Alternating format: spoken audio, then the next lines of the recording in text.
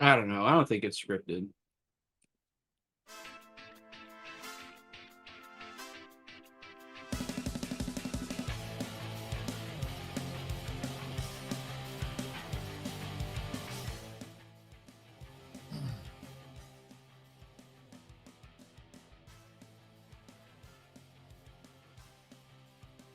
How's it going? Oh, fine, fine, thanks. How are you going? I've had a very interesting couple weeks. I thought you were gonna say I had better. All right, dude, sick. uh Eh, Whoa. Is that my phone? what? Oh, that wasn't my I phone. accidentally left my battery plugged in since Saturday. Ooh, I've Oops. I've done that before. I have done that before. It'll probably be cool, but Yeah. uh, Oh man. whatever. Whatever. Uh what were we just talking about off the thing? I think it's hilarious. Oh, the Super Bowl. Yeah. What about it? I do you want to share what you did cuz I think that's really funny. I don't know if I want him to find out if he's watching. Oh, okay, you haven't given it to him yet. Well, he's not gonna watch this show. Neither is anybody I work with. Oh, that's good. I don't know. I guess it'll take the edge off. I'm actually kind of worried about how he's gonna take it. So your boy here happens to be a Chiefs fan, even though Alex thinks that everything's scripted and is dumb. It's not everything. So, well, any professional sport, I guess. Yeah. Though it is hard for me to get excited about basketball anymore. I don't know. I quit watching after Michael Jordan retired. To be honest with you, I just couldn't no get into it. no But anyway, wait, interest. No interest after Kobe died. he was retired? I know, but still. Oh, well. Anyway, Yeah. so there's this guy I work with, diehard 49ers fan. I mean, like, wears the hat and the shirt on Fridays before game day, like, or whatever, before whatever game or whatever day before or day of the Niners are playing. He's got the shirt on. He's wearing the swag. He's a Niners fan all the way. Um, I told him, I was like, I don't know, man. Like, it happened last year, and I think the Chiefs are getting things figured out with their new staffing that they have this year. Like, you're gonna see, like, the beginning of the season, they're gonna adjust and figure things out, and then start playing better. I said that at the beginning of the season. I said they lost, was it Hill? He went to the Dolphins. That was huge. That was huge. Tyreek Hill? Yeah, Oh, okay. Tyreek Hill. He was really good, and he like carried the team on a lot of stuff. So he went to the Dolphins, and so I was like, well, I mean that alone, they got to work out another like wide receiver or whatever he played out. Yeah. But anyway, I don't know a lot about sport ball, but I definitely like watching it.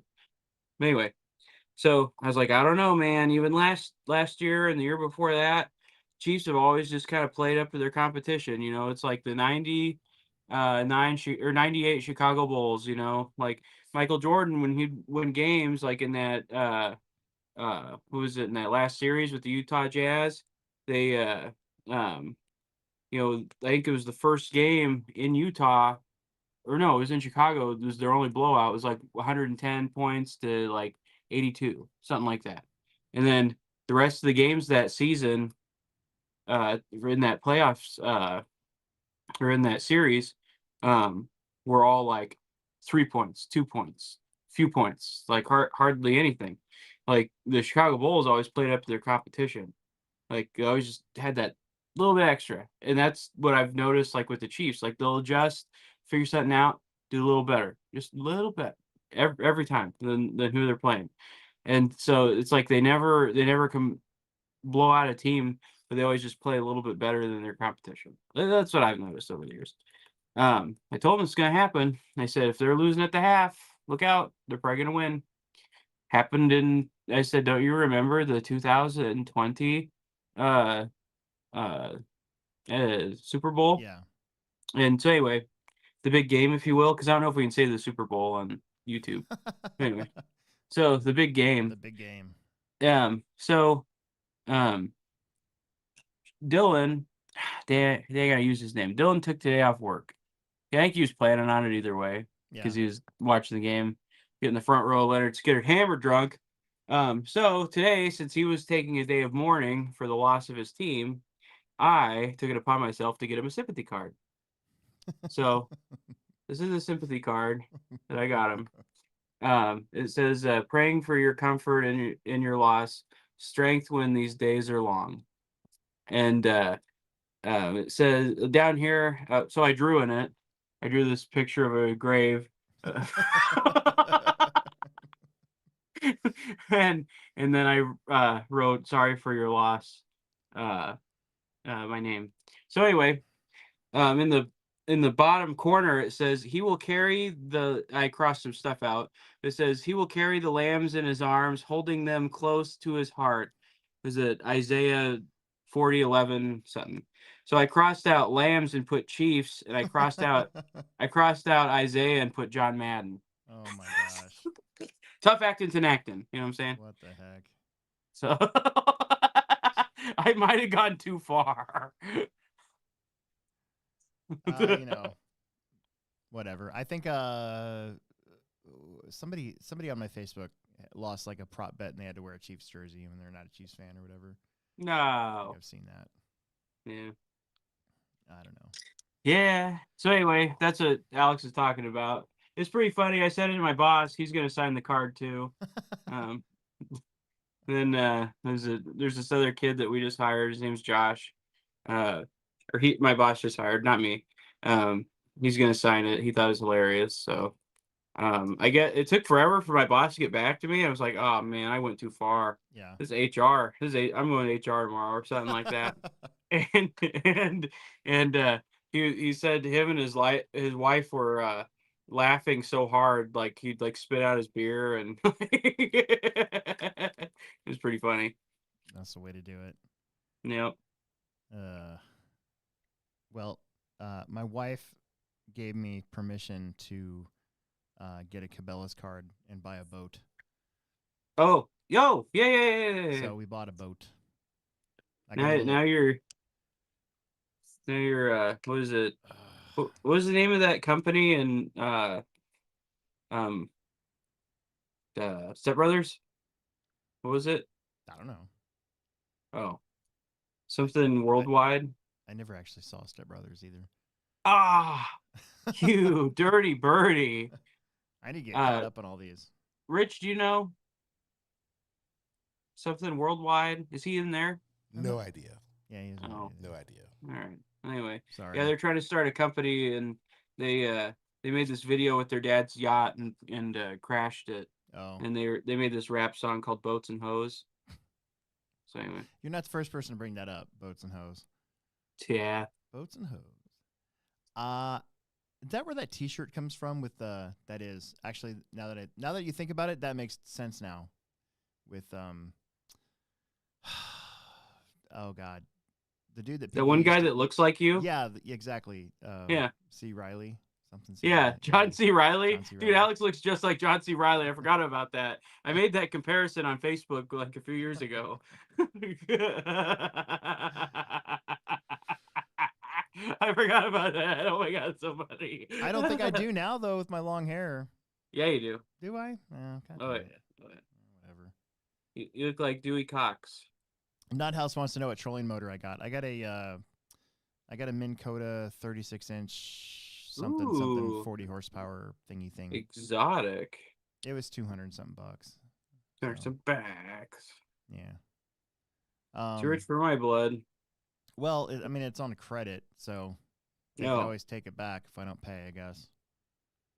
I've been talking about getting a boat for so long that I'm like, I was like, spring's coming, and this is the year. This is the year that I'm gonna be able to get out on the water a little bit further than where I'm normally at. So that's what I did. And it's 2 persons, so we got to bring you along sometime.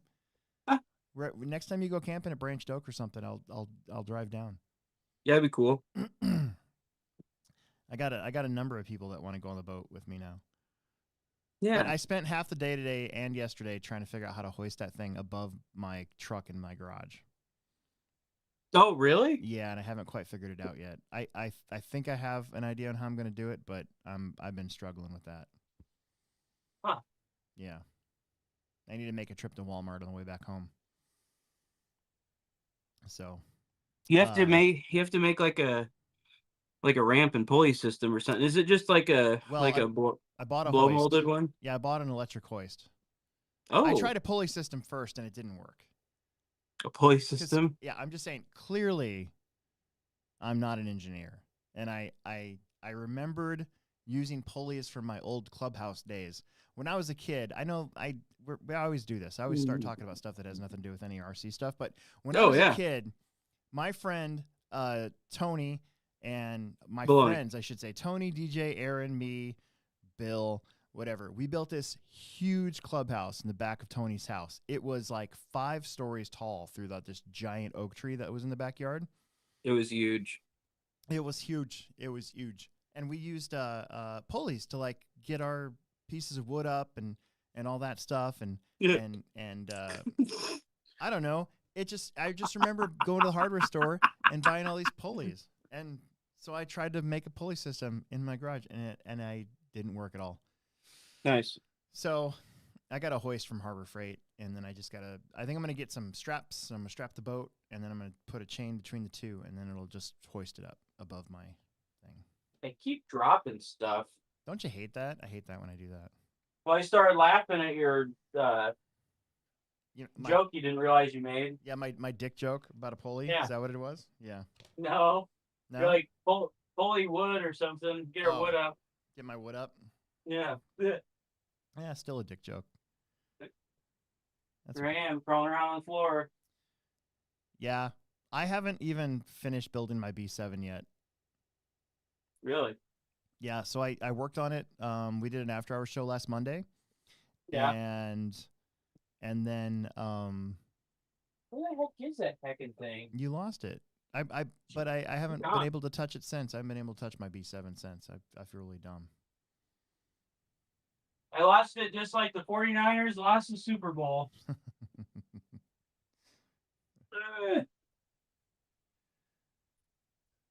Oh, found it. Found it.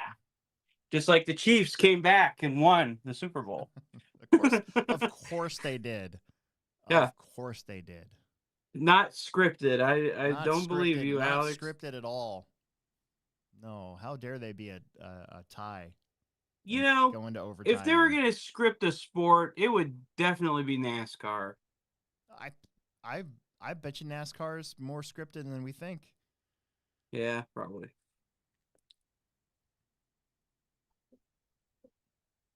I honestly like. That's why I like watching Supercross. I don't think Supercross is there yet. Oh, there's probably betting on it. It's probably scripted, Alex. It has to follow your. I just don't. Has to follow your theory here. It's all professional sports. It's all. Yeah. I at least watch Monster Jam because I know that's fixed. Yeah, no kidding. Gravedigger can crash out in the first 10 seconds, and Gravedigger will still win the freestyle. That always annoyed me. Well, I mean, that always annoyed me. It's the professional wrestling of the motorsports I know. world. That always annoyed me when it was like when Speed Vision was still around and Monster Jam would be on at like 11 o'clock at night, and I'd watch it, and then the freestyle would come on, and there were other trucks that were clearly better, and they would get like a 5 and a 6, and it's audience members, and you're like, dude, that was so much better than that one. That's what kind of bugs me about stuff like subjective judging, like Red Bull Rampage, for instance. Yeah, kind of like the last election. Yeah, maybe. I'm just kidding. We're gonna get a tag now. We're gonna get tagged. Yeah, we're good. YouTube's gonna downgrade us. Sorry, guys. Yeah. Hey, you wore your J Concepts gear. I wore my J Concepts gear today too. See? Yeah, we didn't even plan it. Nope. Oh, what up? It's just I like zipped hoodies, and it's nice. Yeah, I like zips. I don't like zips. Yeah, you got the regular hoodie. I'm a pullover man all day. They Whenever fit better. Take the pullover hoodie off, it takes the shirt with it, and then I'm showing everybody my belly. Nice. It's terrible. Okay. Did we talk about the Roar truck thing? Did we miss that last time, or did it happen the last Oh, podcast? ooh, I don't think it happened yet. What do you think about that? The truck body thing? Yeah. I think that the guys that were in charge before didn't have the heart to tell them no. So they were like, rules are subjective, right? You know, Yeah. and now we got a new regime. It's like, hey, these are the rules. They don't look like trucks no more. What the heck? Yeah. Trucks got to look like a truck. Got to do truck stuff. I don't know. I mean, I think that if they got to look like that, and uh, I don't know. I mean, they look cool and all, but there's not enough difference in between them and Buggy. Isn't like Truggy faster now? Truggy most of the time can be faster, especially like this weekend. It actually was. I think Wiggins went faster in his Truggy than he did with his Buggy. Pretty sure. Yeah, with the cool body. Mm-hmm. So you see what I'm saying? Like, I mean, I don't know. Maybe Truggy is the faster class now. I don't know. Is it the evolution of the sport? I don't know. Do they look like trucks? No. Can you tell them apart on the track? Like, if you don't know what you're looking at, you're like, oh, that's a truck and that's a buggy. Some guys like, that doesn't look like a Silverado. No, I know. You know what I mean? So this weekend, I was actually thinking about it as we were racing. We had 3 heats of Truggy, Nitro Truggy. Actually, we had 3 heats of Electro Truggy too. Yeah. The Techno Truggy, the Techno body, to me, that does look like a truck. It's got a bed. It's got a cab. It just happens to have the front shock towers exposed. To me, that one does look like it. The other ones, yeah, they look like buggies. They really do. But after this year, they kind of grew on me. I was thinking, I saw there was a couple Truggies out there that had the standard old bodies on them, and I thought, man, those things are ugly. Mm-hmm. But maybe that's the point. Yeah. Like, see, like I started racing when Monster Truck was a thing. Yeah. Monster Truck was cool because that was like the only class that kind of looked like something, and like it got people into racing. You could just go buy a T-Max and go race it. And then it was a Revo, and then they priced themselves out of it. Then you had to have a Truggy. Yeah. Like, was it Traxxas won like 4 Roar Fuel Traxxas Nationals won in a the row? first 2 or 3 Monster Truck Nationals with the Revo. Mike Batali. Yeah. Yep. So, I mean, I don't know, and it's like I don't think like a lot of events are gonna follow that rule. Yeah, and it kind of sucks that the rules aren't gonna be like followed across the board, because then you're just gonna have people not going to roar races. Well, the problem is that you're gonna have, let's say you got some guy or some track owner that's running a big nitro race that is like, yeah, those new Truggy bodies they're awful, they're not good for the sport, and blah blah blah, and so he wants to enforce the roar rule. So now, unless hopefully it's put on the flyer, because you might have people that will come without that body. Yeah. That'll be like, what the heck? I You're gonna have a real because there's a big advantage between the two. There is. And it's I don't really care. Like, it's not, I've never raced Truggy, I've never owned one. I'm just reminiscent about Monster Truck. Yeah. So like the way that I kind of look at things like that is, it's like kind of, what are we doing? I mean, if they're okay, so like an oval, there's this thing about people not wanting to race the midgets because there's also a non-wing sprint car class. Sure. So it's like they're not different enough. Yep. Now, really the only difference between Truggy and Buggy is the wheelbase and the tire size. Yeah. Why do you even need 2 classes? No doubt. And I get it, it's just a body, but it kind of makes it so, why do you need 2 classes? Why not just run Buggy? That's the way I look at it. Yeah. Stuff like that. It's like it's not different enough to justify another class now. Yeah. On a race management standpoint. I mean, shit. Imagine if uh Psycho or all these huge races are like, dude, we get a billion entries for Truggy and Buggy. Well, we don't have time for all that. We want to increase the quality of the racing, so we're just gonna drop Truggy. I doubt they do that. I Right. doubt it. No, Ain't gonna they're not gonna happen. They're do gonna that. take your money, which is a business. Yeah. They should. But I mean, I don't know. It kind of kills it for the guys that want to try to build Truggy up at their racetrack, because it is kind of like the not so serious nitro class. For some of these guys, Mm. it makes it even harder to build up. It's kind of like what was it? Like we want to race mod truck at the Plex. Well, it's not different enough. Yeah, guys Like have we been don't asking need me about that again. Yeah, we don't need a second truck class according to you. I don't care what we do. Yeah. According to me. I mean, the only reason why we combined 13.5 and made 13.5 was because there wasn't enough mod guys and there wasn't enough stock guys.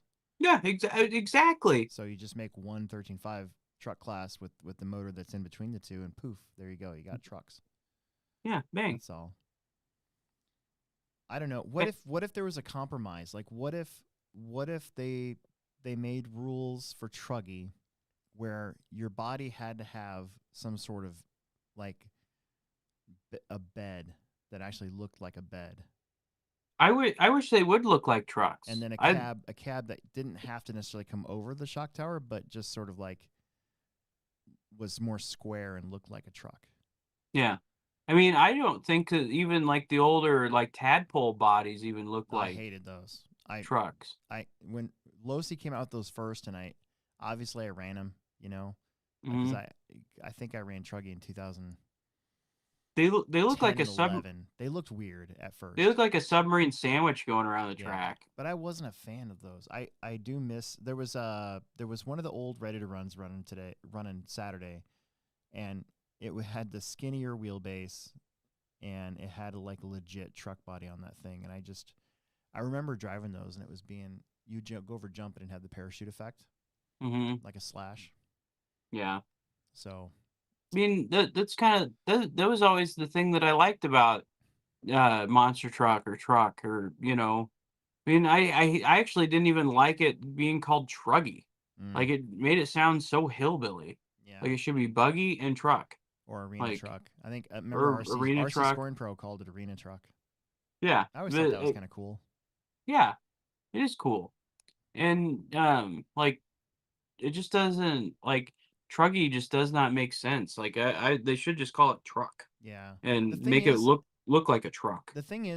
though, it's not a class that needs to be fixed necessarily, though. It's kind of Mm. the argument that I always hear about, like stock racing needs to be fixed, but stock racing is usually the biggest class at any track you go to, so it doesn't necessarily need to be fixed. Right. I don't necessarily think trugging needs to be fixed. We've got good turnout of it especially the last couple of years, Hmm. but and even e-truggy. Remember when remember it was like pulling teeth to get people to race e-truggy in the last 2 years, 3 years. 3 years? Yeah. I mean, Right. now you don't have to worry about it. It's not necessarily something that needs to be fixed, but it is. I wonder how that's going to affect the Nats. And how many people are going to get one-off bodies, or are they just going to say the hell with it and just race buggy? It'd be interesting. Yeah. I don't know. I mean, that's what I'm saying. Like, they're creating a divide. Like, it's like if you can't beat them, join them, or everybody else needs to have like follow what the sanctioning body does. It kind of sucks for the manufacturers that invested all the time and money into And those tooling bodies. So on the newer bodies, and yeah. now it's going to be banned, but it might not be permanent because, again, they kind of left it somewhat open that they're going Hmm. to talk to manufacturers and stuff to try to maybe they'll make a compromise. Maybe they'll make some sort of, kind of like how they do a touring car, some sort of like basic truggy body look to it. Right. Like it should look like a truck. Like it would just be neat if it looked like a truck. Yeah. That's all I'm saying. Like it I don't know. Then it's like, do you care what it looks like? I do. I like stuff that looks nice or looks like something scale, because I mean, I race oval because it looks scale. That's like one reason why I like racing dirt ovals because it looks like something when it goes around the track. Yeah. Yeah, it's too bad that maybe it's too bad. I don't know. Remember the old 8 scale trucks like in the 1999 2000 With the engine on the wrong side and and they stuff had like that that. that huge body on them and Yeah. yeah. Oh yeah. Would have been cool to see that go that way. Yeah. Instead of this open wheel where it doesn't really look like a truck, wing on the back sort of thing. Right. Anyways, I don't race truggy right now. I have. I'm the 2010 Summer Series champ. Oh yeah. So I've never raced it, I don't think. Emerson raced truggy that one year we had that Mugen truggy. He did really good with that, except for all the broken wheels. What's Emerson's thought on the body rule? He races it. He thinks it's stupid. He likes the new bodies. Yeah, I mean they look cool. They look nice. They look cool, But just depends on the look you're going for. But like you said, if you have somebody new coming up to the track and they're hanging on that fence line and they're looking down and they're not going to call it a truggy. They're not going to call it a truck. They're going to call those buggies. Yeah. You know. Like, what's the difference between that buggy and that buggy? Yeah. Well, that's actually a truggy, sir. That's called a truggy, man. And then they're gonna like write a review about how. Then they'll never come back. Yeah. They corrected me for calling it something that I thought it was. That'll learn them. Back to you. So, how much oval racing have you done now in the last month? Tell us about it, so I don't leave you out of all the shit that we've been doing.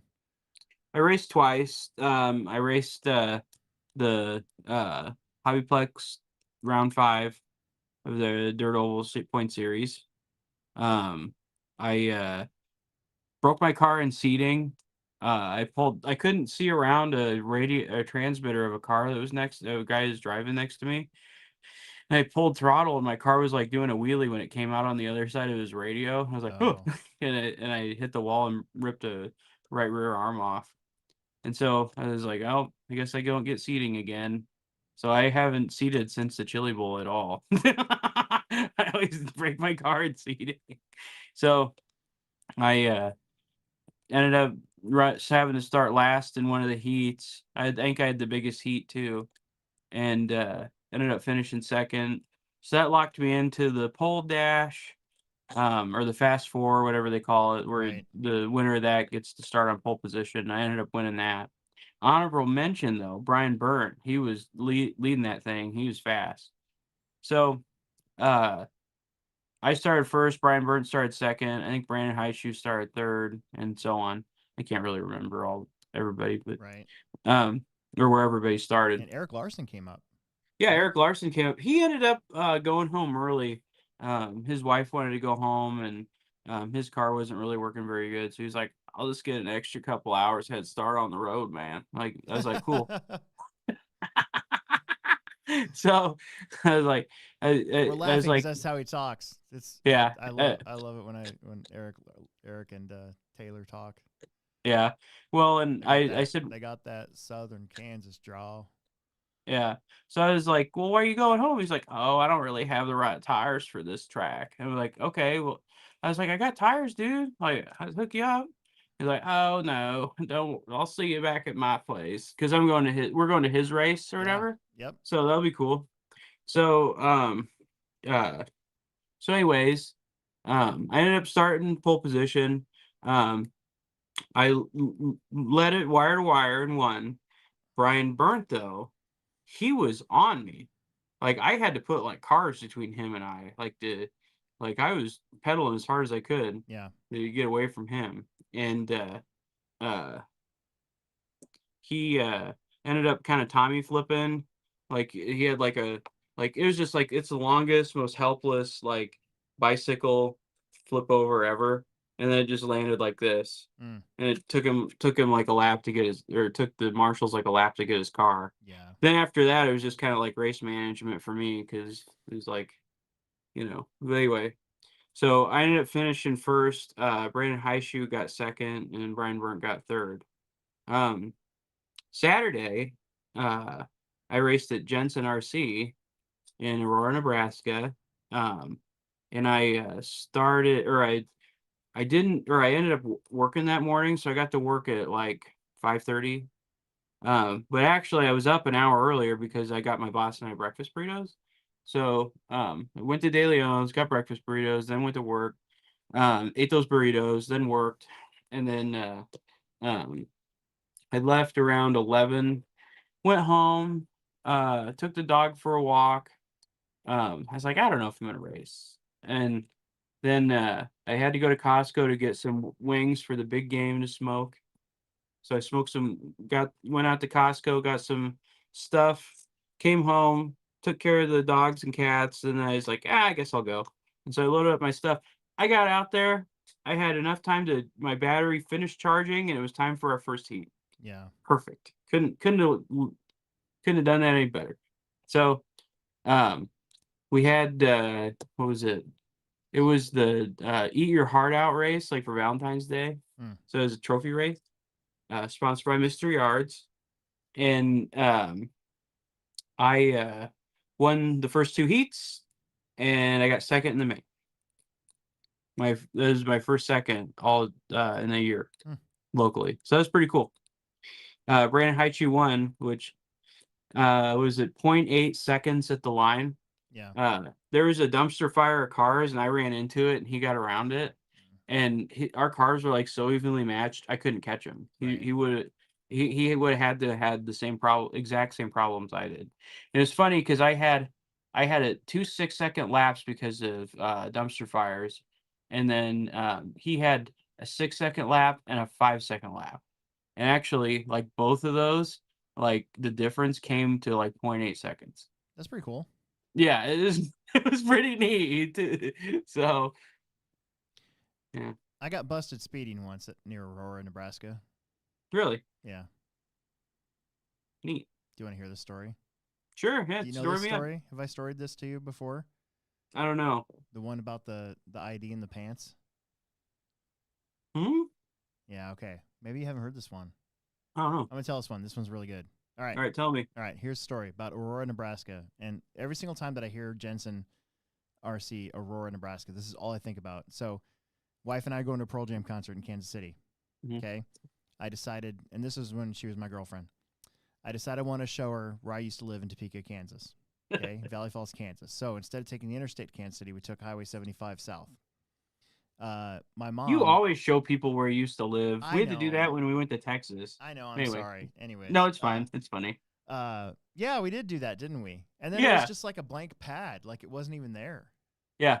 That was You're like- weird. Like, what happened? Okay, anyways.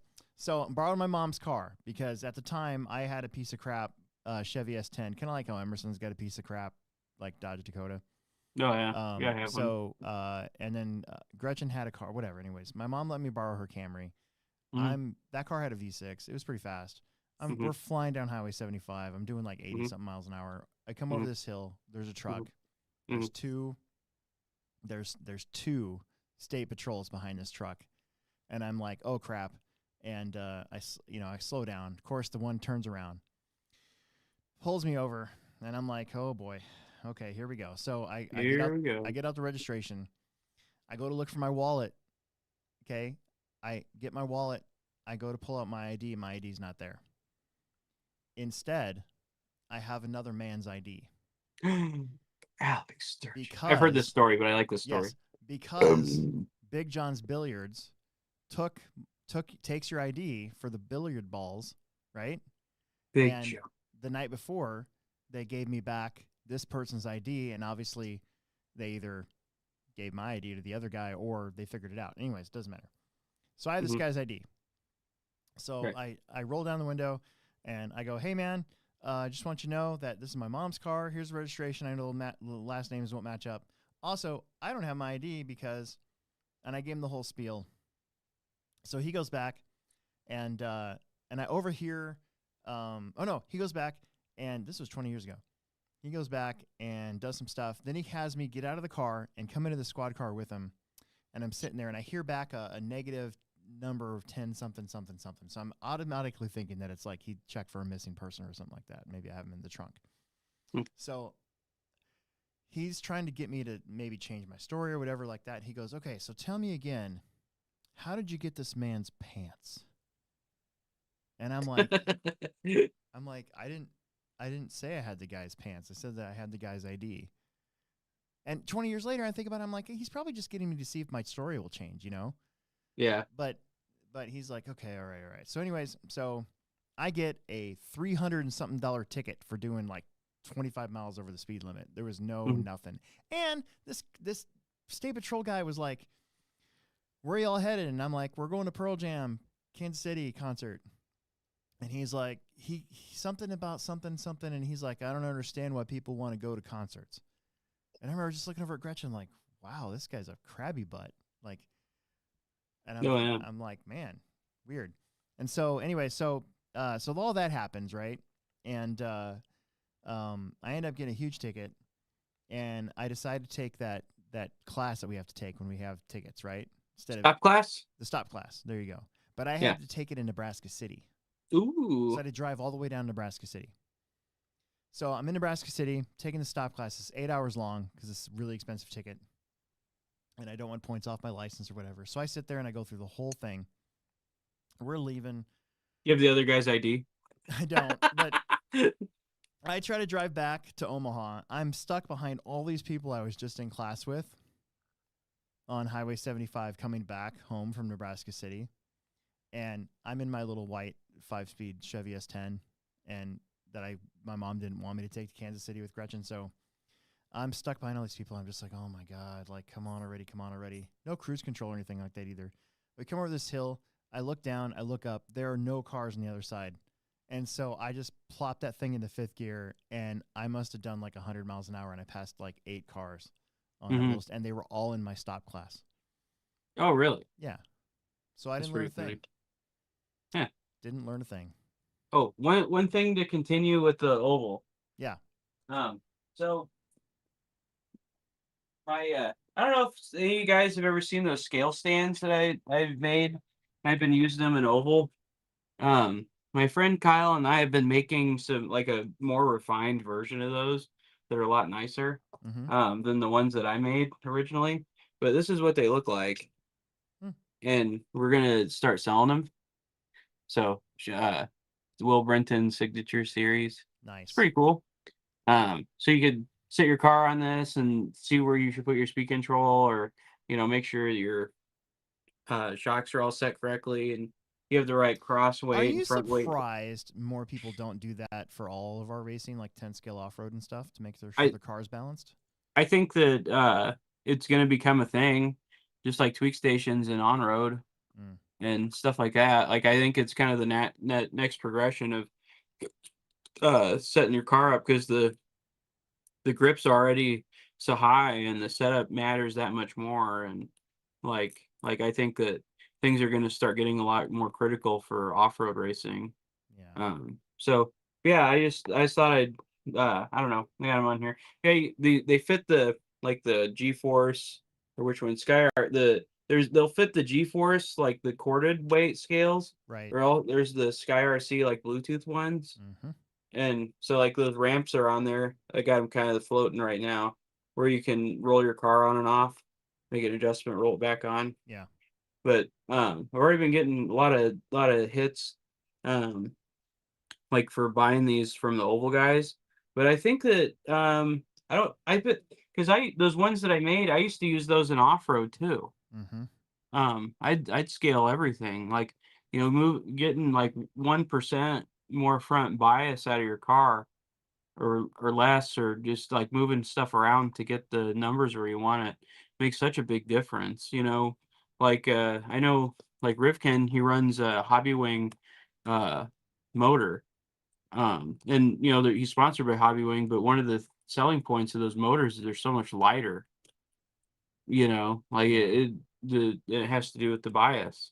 Um, so even if you just use them at home, like I think scaling your car makes a difference. And if I race off road or when I race off road again, I'm going to have those set up, and I'm probably going to be using them. Yeah. Just from what I've learned, like from oval racing and how critical that is. So I guess is it next week? They're doing at that Muscatine place. They're doing a combined. I think there's an oval race and a carpet off road race.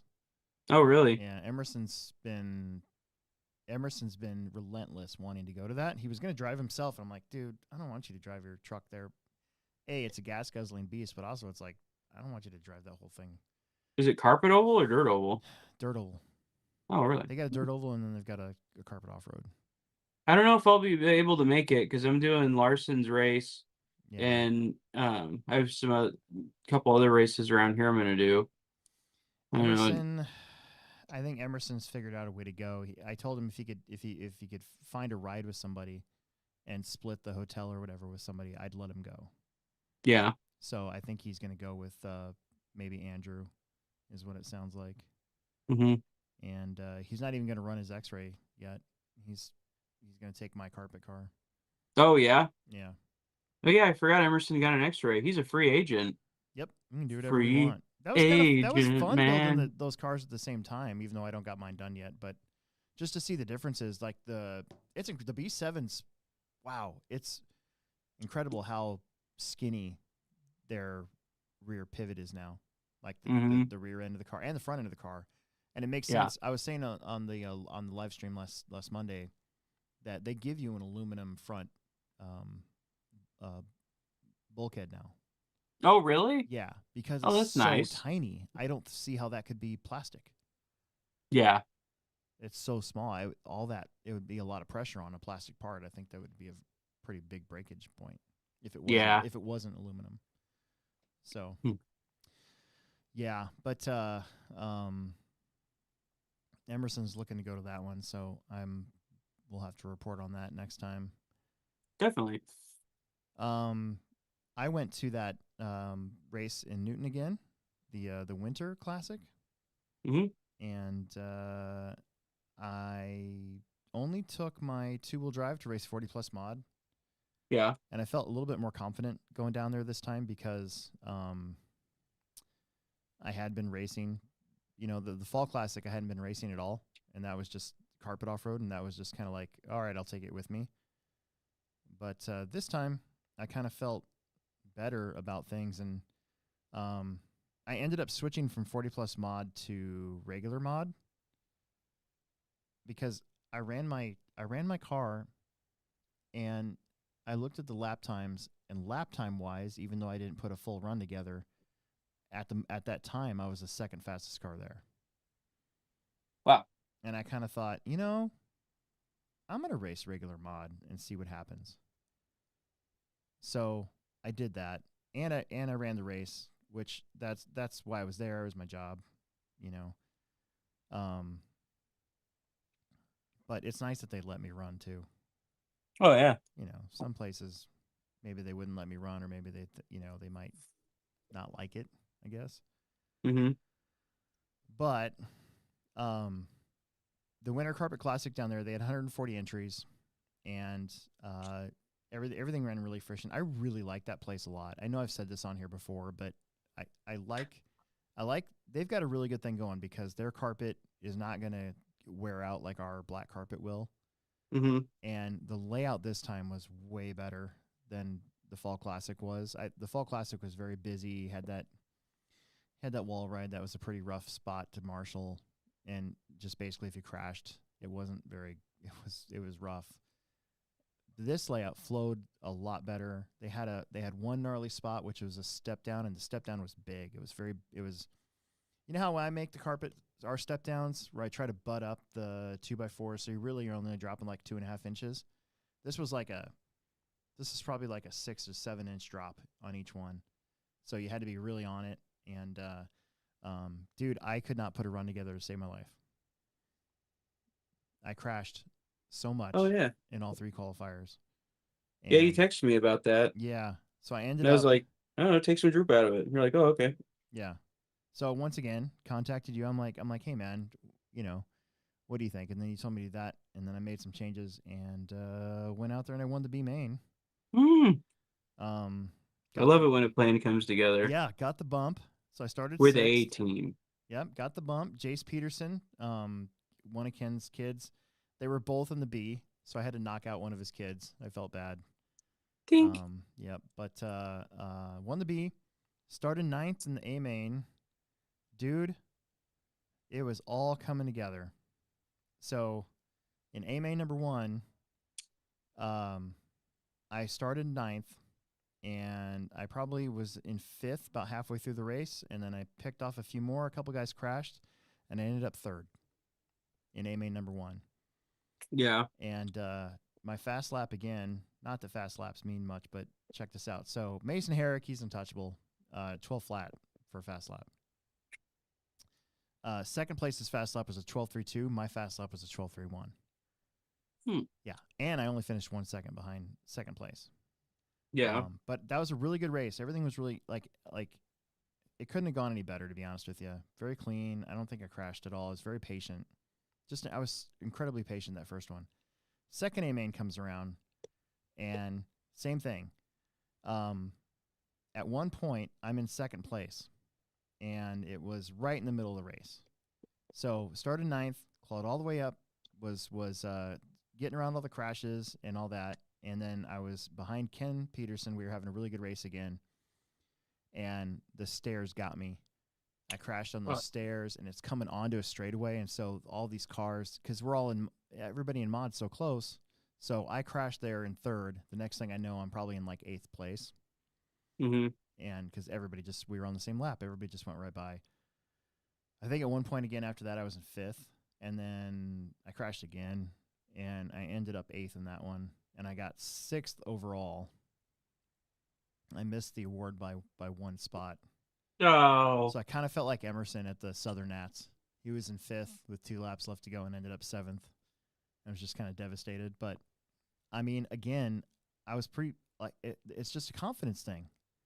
That's all it is. Yeah. I was confident enough to race mod again. And check this out. Once again, Mason Herrick, 11.9 for fast lap. And then the next closest was, let's see, where am I at? The next closest was me, 12.304.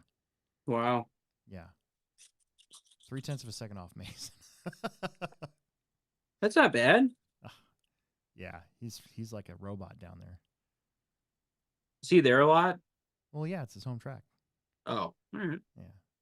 But anyways, so if keep your eyes out open, because they have 3 big races a year. They have usually one in June, the Fall Classic now in October, and then this one's usually in February. I try to make myself available to be the RD if they want me back so far every time. So we'll see what June does, because this spring's gonna be really busy just in general for everybody. Because like the Roar Nats are in April. Our ProTech race is in April. I got to open up the entries. Wait a minute, the entries are open. I got to make a. That's what I forgot to do today. Where's the 10 skill Nats at this year? Shoot, Myrtle Beach. RC. Oh, that'll be nice. Yeah, I want to go to that. That's a nice venue. I really want to go to that. I'm not sure how I'm going to be able to do that now, because it's a week before our ProTech race, and usually you have a little time to kind of save up and prepare for that sort of thing, because normally the Roar Nats are in August. I get why they're there, and that's another difference between the old Roar regime and the new one. Was Roar had these like kind of set times for all their races for the last 10 years now? No, longer, I would think. Right? Yeah, where they kind of have to be in that zone. Yeah. Well, now, I mean, this is the first year that the Roar Nats haven't been in August in probably, that long. So. No, yeah. It's been a hot minute. Yeah. So anyways, keep your eye out for that place. Again, RC Pit Stop. They do, check it out. It's a really nice, it's really easy to get to, easy to get to. Oh, yeah. There's hotels north and south of the city. So they're in Newton. So there's hotels, a couple exits north, and there's the one I stay at, or they put me up at, is a little bit to the south, but it's kind of nicer. So I kind of like going down there. And plus, there's a QT right across the street, so I can get my kickstarts right away in the morning. The old QT. Yes, and I gotta say, that's Alex's nickname. Wichita has Twin Peaks, and I gotta say, I like, that's probably the nicest Twin Peaks that I've been to in a while. Now 2 races in a row too. Nice. So, yeah, they got 2 of them. You'd think Wichita has 2 of them. We don't have any up here. What the hell? Yeah, what the heck? Yeah, what the heck? Come on, Wichita. So this one. Our Twins Peaks closed? It did, yeah. When? It's a DJ's dugout now. That sucks. I know. Tell me about it. Also got Hooters. Yeah, and they like to. Well, I don't want to like. It's been a while, but the last time you went there, your credit card somehow got scammed. Remember? That wasn't me. It was Gooch. No, but didn't your card end up getting a fraudulent charge on it like a day later? No, that was at the Tilted Kilt in Rockford. Really? Yeah. I thought the part of the whole Hooters deal was that they couldn't find Gooch's credit card. They found it on the floor in the bathroom, and then your card, like a few days later, got some weird charge on it. No, mine didn't have anything. Oh, that was that time we went to that Tilted Kilt. Oh, well, that was a long time ago. Yeah, that was a long time ago. Okay. God, why does the second battery not fucking fit in the second car? I don't know. Oh well, new battery, I guess. Yeah, new battery. What do I want to? Oh, so I announced the Summer Series and the ProTech race on our social pages. I need to send out a press release to like Live RC. That's one thing I forgot to do today. Yeah. Totally blanked on it, so I'll do it tomorrow. But ProTech race end of April, and then Summer Series actually starts April 14th, I think. So I just want to explain to people why it starts a little early this year. So this year is just going to be kind of weird because the Hobby Plex is doing a major renovation in July for the hobby store. And so we got to take the entire hobby store and pick it up. Everything that you see there, it's going to get brought downstairs to where the pits are in a temporary hobby store. Is going to be built downstairs. So we won't have any pit space, right? So we're not going to really have much racing going on. I think we'll still try to do Hot Wheels night, and we'll see if the carpet gets stuff put on it or not. Mm-hmm. So because of that, we're just going to get the Summer Series done early. And so round 1 is going to take place April 13th, and I'm going to build the new track the very first week of April. So I usually use Easter as an extra day. Yeah. So the way it's going to work is Easter's the 31st, which, by the way, does he know that? We're running that race. We're running that race in one day, right? What race? The oval race down there, the Field of Dreams. I think so, but I think we got to be there Friday. Yeah, it's just a Friday and Saturday deal, though, right? Yeah, I thought so. Okay, because Sunday's Easter. Oh, yeah. Yeah. So anyways, so come back, and then, bam, I'm going to be building a brand new track the 1st through the 4th. And then we'll break it in that weekend, and then start our Summer Series right away on the 13th. That was really the only day I could find, the only time I could really find to give us an extra round. Otherwise, it would have been just 3, because we always have it the weekend of May 18th. And then June this year has got 2. It actually worked out. June's got 5 weeks in it, 5 Saturdays. And then we'll do the J Concepts race in July, and then that's that. After that, we start doing the store renovation. Yeah. And then we'll host Roar Regionals in September, but we don't quite know the date yet. We want to get like a better time frame hammered down for this renovation. Hammer down. And then I'm going to the INS race at the end of September, so it can't be that weekend. So when September ends. Nice. Yeah. Thanks.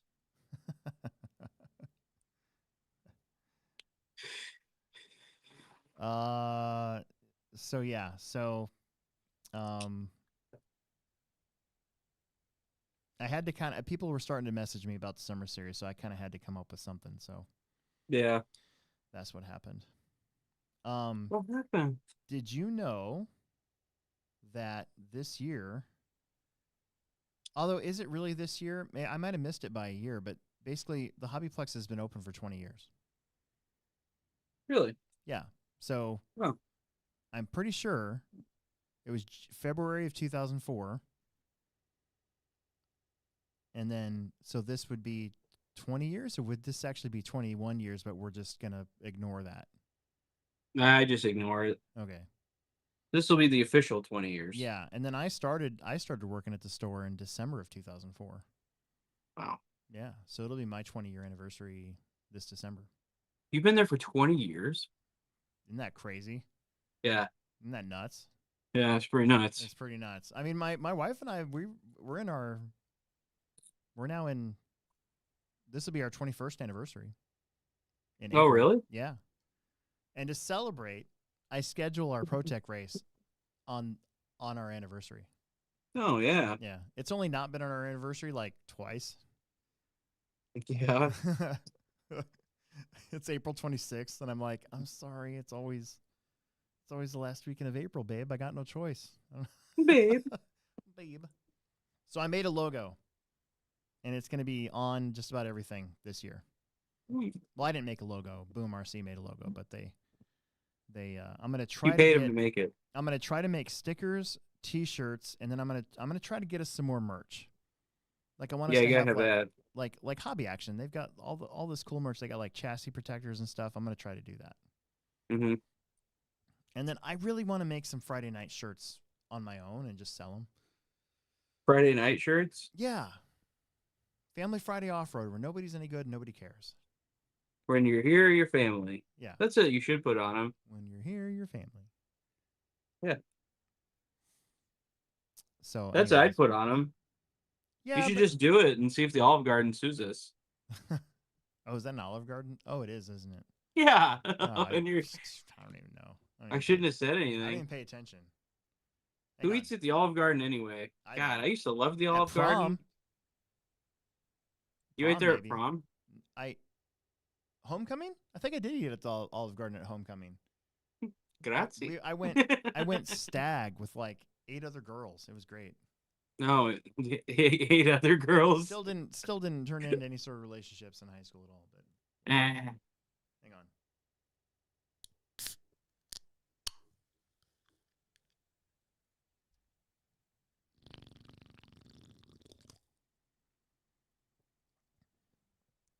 It's kind of warm. It's not as good. I might put it in the back of my. Well, no, it's open now. Oh well. I'm having a Busch Light myself. Yeah. Yeah. I've been drinking the Ultra. Michelob Ultras? Those are good. Yeah. Hell yeah. I love Michelob Ultra. Yeah, I like me too. They taste a lot like Busch Light, honestly. Yeah. They're both owned by Anheuser-Busch, though. I know.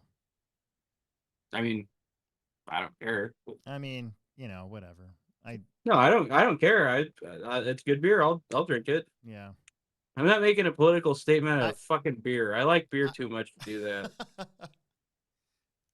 I mean, I honestly have a hard time grabbing a Bud Light. Why? They just sort of gave a big giant finger to all of their customers. Are you trying to get us canceled, Alex? I'm not trying to get us canceled. I'm just saying why I don't personally. I don't miss it. I don't think I drank much Bud Light before that anyways. I was drinking your Michelob Ultras long before the whole thing went down. Yeah. And I used to be I do like a really nice Coors Light when it's cold. I used to be a Coors man. Whenever I drink Coors Light, I get a bad headache anymore. Really? Yeah, so Busch Light, If you're watching, okay. we will not bow to any sponsor.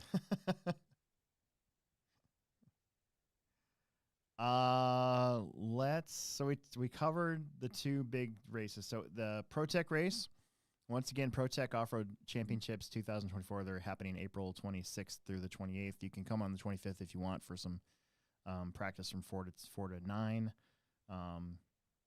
Just cost you an extra $10, you know. Speaking of things that might get us canceled, yeah, my wife and I have been watching Love on the Spectrum on Netflix. It's this dating show about like people that are on the what is it? Like autism? Yeah, autism spectrum. Oh. And man, I don't know. I'm conflicted watching it because it's like, oh boy, another show that just exploits people. Like my wife what's loves that it. episode of South Park where Tokens taking like the video and stuff of is it Cartman? Cartman. Yeah. Cartman gains a bunch of weight. Right. And he calls his show Fatty Doo Doo instead of Honey Boo Boo. Right. Yeah. And it's like a twist on My 600-Pound Life and Honey Boo Boo. Yeah. But I don't know. Anyway, never mind. All right. I don't know where you're going with that, but I was just. You're saying I should watch it or not watch it? Because I sometimes I watch stuff and I'm like, why am I watching this? You should watch it. I don't know if I should make this joke on the show. Who cares? So I probably won't. Huh? Who cares? As long as you're not swearing a lot. Dude, I'll tell you after. Okay. It's a take on, you remember Ace Ventura 2 when he goes to that village. Anyway, so there's this part where the people with autism go to this African village, and I was like, I was like they offered him I guess they drink cow's blood there, and I told Aaron, I was like, I'd be drinking cow's blood, hell yeah, man. I'd just be like, yeah, give me a large, no ice, please. You know, because they don't have electricity. But there's more to go with. There's a lot more to go with this.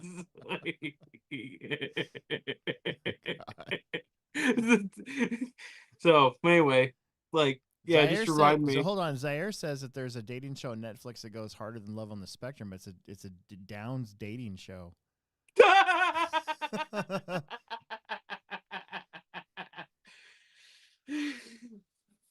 Does it really? Is there really, or is that a joke? I don't know. It's just what it's in the comments. There's no way. No way. Maybe. Oh, that's kind of that's weird. I have conflicted feelings about watching stuff like that. Like, I don't know. You almost feel bad doing it. No, I mean, it's like, why are you watching it though? You know, like, are you just there to laugh at these poor people? Honestly, you know? That's what I feel about the TLC channel in general. Anytime I come home, I give my wife so much shit for watching the learning channel. It's not even the learning. I can't even call it that anymore. So take advantage of people channel. Are you watching that? This is stupid. And she's like, oh, yeah, no, it's just what it's now. The only reason why I watch My 600-Pound Life is during dinner, and I do it so I don't finish my food or go back for seconds. I'm dead serious. Like when I lost all that weight, that's what I do. I put 600-Pound Life on while I'm eating dinner. Like, I don't want to finish this. Dead serious. Dead serious. Maybe that's the way to go. Mm-hmm. Ugh. Okay, back to the ProTech race. Yeah. What was I gonna say? We're gonna do the top 5, 2 largest classes. We'll do a Dash for Cash again, Mini T Melee, Mini B Melee, whatever. And I won last year, so I'm not gonna run my Mini B for this one because, you know, I've been known to do that before. Like, we used to have poker nights in my house, and then I finally won a poker night, and then I never had a poker night again. So this time I'm not going to run my Mini B. Yeah. And then we'll do the Hoonigan race too. The hooligan race. Oh, that's cool. I like that. Emerson's been collecting tires. to chuck at cars. I think that's hilarious. So, and okay, so I wanted to bring this up because I brought this little notepad with me, and I wanted to show you and the rest of the world who wasn't here on Monday real quick what I'm thinking of a track layout. Because for the Pro Tech race, because it's our race, we don't have to follow any rules or anything. I always like to do something kind of different. So that's why we've had crossovers. The last, let's say we did crossover, no crossover, crossover. And then this year will be no crossover. But check this out. See if you can see this. Ready? No, yeah. That'd be cool. So see this right there? Yeah. That's a split lane. Uh-huh. And it'll be equal on both sides.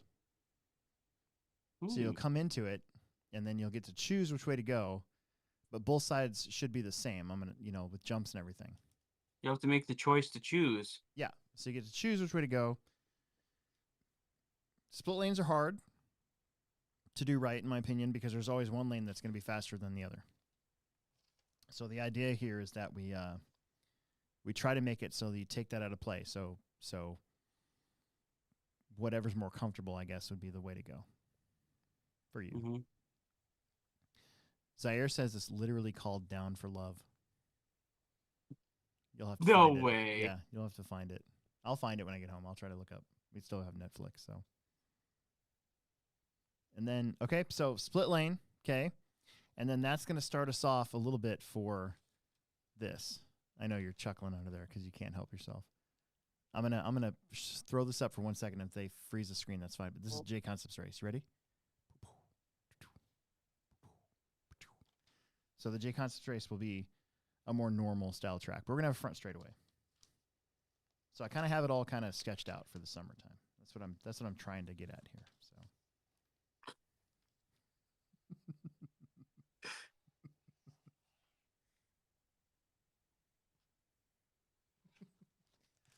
I can hear you laughing under there. It's so funny.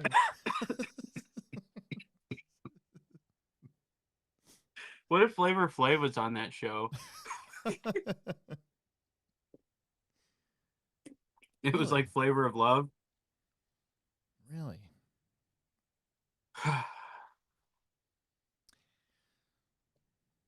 Oh man. Hey, did you notice Mod wasn't at the INS race this week? It was actually Lav RC doing the coverage. Is that something with trackside though? That's what I figured. I was gonna actually text and ask Jason, but he seemed kind of busy. But that's my guess. Yeah. Because that's their home track. So. Right. Yep. Coverage is good. Video was clear. Sure. I mean, Live RC does a good job, and so does Matt. You know, they both do great jobs. Did you see Nate Sutherland won both expert classes? I did see that. That was great. Yep, with a Losi car. Yeah. So, say what you want. I mean, it was hard to make the choice to try something else with Emerson, but we just kind of felt stagnant. Yeah. Emerson kind of felt stagnant. Like he just kind of felt like he was almost like losing interest in a way. So that's why we wanted to try a different car. And then, of course, the B7 comes out. I'm like, well, you could always get a B7. He's like, no, I don't really want a B7. You drive a B7. And I'm like, okay, you're right. So, but, I mean, the car is still out there winning. And then, of course, he had the B7 and Rivkin taking both the mod classes. Our INS race this year, our INS campaign this year will start at Muscatine. So Emerson and I are going to go there. We're going to do ours, and then we're going to do Hoosier. Nice. And because we can't do the March one because it's the same weekend as that oval race that we're going to. Oh yeah. The Field of Dreams. Dreams. Are you getting a hotel or are you staying at Eric's house? I believe I stayed at Eric's house last time. Yeah. So, okay. I think that's the plan. Okay. Find out. Let me know. Yep. I will find out. But that'll be another fun one. Very interesting format. And Heads Up Racing, of course, because it's oval. So should be really good. Holy cow! I melted a bearing or something. Oh. I want to talk about the Techno Series. So